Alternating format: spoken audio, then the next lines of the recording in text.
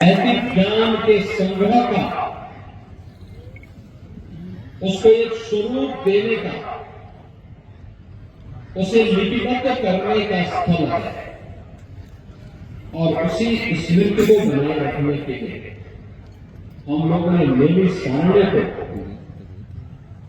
भारत के उस पौराणिक तीर्थ को पुनर्स्थापित करने के बड़े कार्यक्रम को अपने हाथों में लिया। आपने देखा सरकार वर्तमान में लेनी सामने में अनेक कार्यक्रम आगे बढ़ा रही है। आप सोचो, जहां पे आज से 3500 वर्ष पहले हजारों की संख्या में 85,000 ऋषियों ने 3 वर्ष से अधिक समय तक अलग-अलग एक जगह एकत्र होकर के और वहां पर भारत के पूर्व जितना भी पुराण है, इन सभी पुराणों को लिपिबद्ध करने का काम किया। उससे पहले श्रीमद् भागवत महापुराण की रचना हो चुकी थी, लेकिन इस उपरांत जितने भी जितने भी पुराण चले हैं, इन सब की रचना का जो पवित्र स्थली है, वह पवित्र स्थली यही सीतापुर, वर्तमान का सीतापुर जनपद, और वही नई सारणी है जिस नई सारणी में ऐसे ही एक सिद्ध साधक हिंगलाज देवी के स्थान से यहाँ पर नहीं आया। अपने पूज्य गुरु के आदेश से उनको एक ऐसा स्थान चाहिए था देखने के लिए जहां पर मंजन हो, कोई उनको पहचानता ना। वे भटकते उसको गुरु प्रेरणा से, ईश्वर की कृपा से यह स्थान, यहाँ पर उनको यह स्थल प्राप्त हुआ और मैं यही एक देखा भारत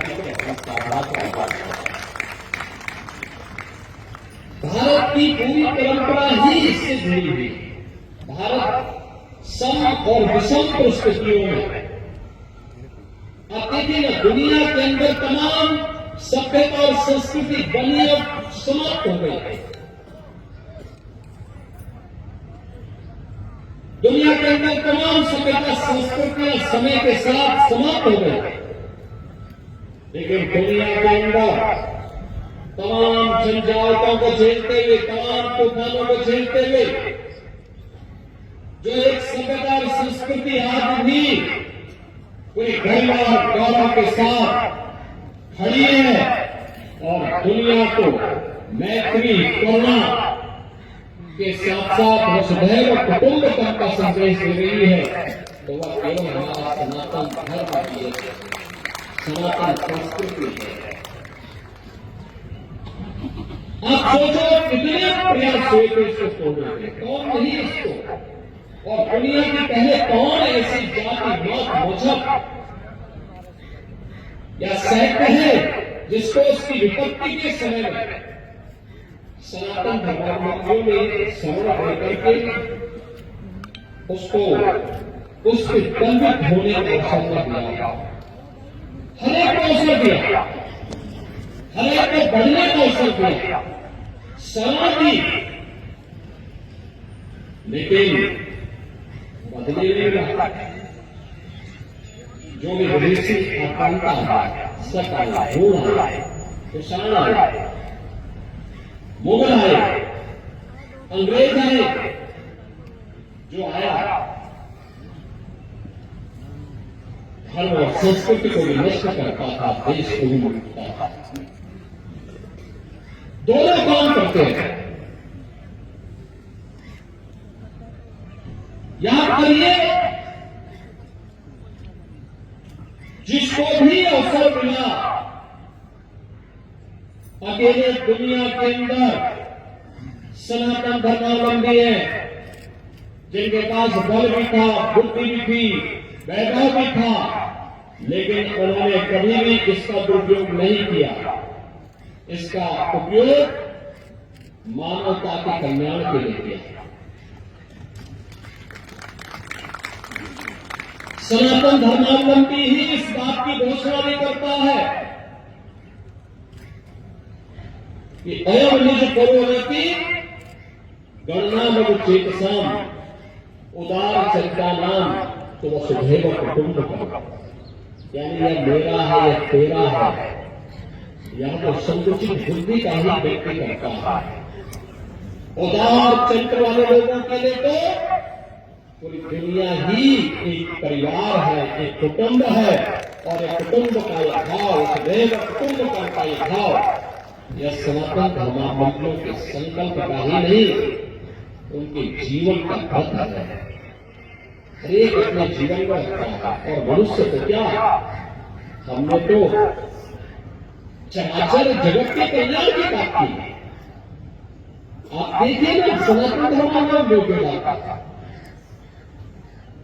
आप देखिए हमारे यहां कहते हैं पहला ग्रास गौ माता का और अंतिम ग्रास जो होता है ना वह कुत्ते का। यानी गाय को भी हमने अपने हिस्से का दिया है और कुत्ते को भी एक हिस्सा उसने प्रदान किया है। ये है समदृष्टि। इसी को भगवान कृष्ण ने कहा समत्वम योग उच्यते। इस समता का भाव, चीनी को भी आकाश चीनी डाल करके लोग संतुष्ट करते हैं। इतना भी जहरीला सांप हो नाग पंचमी को, उसको भी लोग दूध बतासा चढ़ा देते हैं।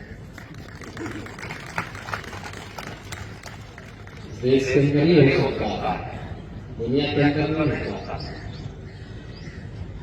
लेकिन जो भी आया शरण मांगने के लिए आया तो शरण मिली। लेकिन यहां बहुत सारे लोगों ने शरण तो ली, लेकिन कुछ लोगों ने शरणार्थी के धर्म का निर्वहन नहीं किया। यहां आकर के हाथ की उंगली पकड़ करके बाद में गला दबाने का काम भी नहीं करना।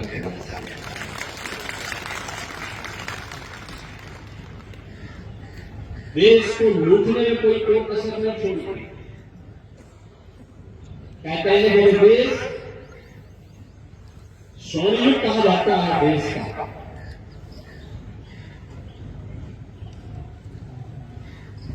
चाणक्य और चंद्रगुप्त मौर्य का जो शासन था, याद करिए देश का स्वर्णयुग है। चाणक्य जैसा जिस देश में सलाहकार हो वो देश कभी विफल नहीं हो सकता। उनकी बुद्धिमत्ता, उनकी सूझबूझ, उनका अर्थतंत्र हर भारतीय को कृतज्ञता ज्ञापित करनी चाहिए। चाणक्य जैसा गुरु मिले, देश को सन्मार्ग पर लेकर के चले, समाज को एक नई दृष्टि दे,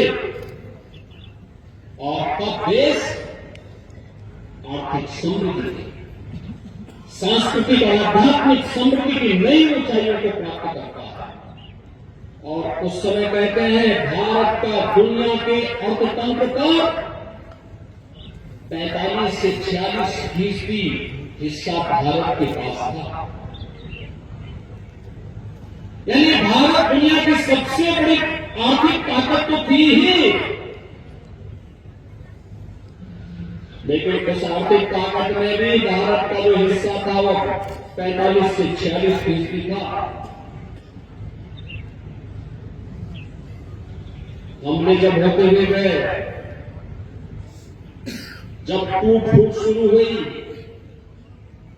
हम आपस में बढ़ते गए, मत और मत के आधार पर, संप्रदाय के आधार पर, जाति के आधार पर, क्षेत्र के आधार पर, भाषा के आधार पर, कहां तक ये चले गए। ये हमने भी बढ़ते गए, लूटपाट भी बढ़ती गई, लगातार ये चलता रहा। कहते हैं आज से 400 वर्ष पहले तक दुनिया की अर्थव्यवस्था में भारत की हिस्सेदारी सर्वाधिक कॉपी थी। नंबर 1 पर भारत था, नंबर 2 पर चीन।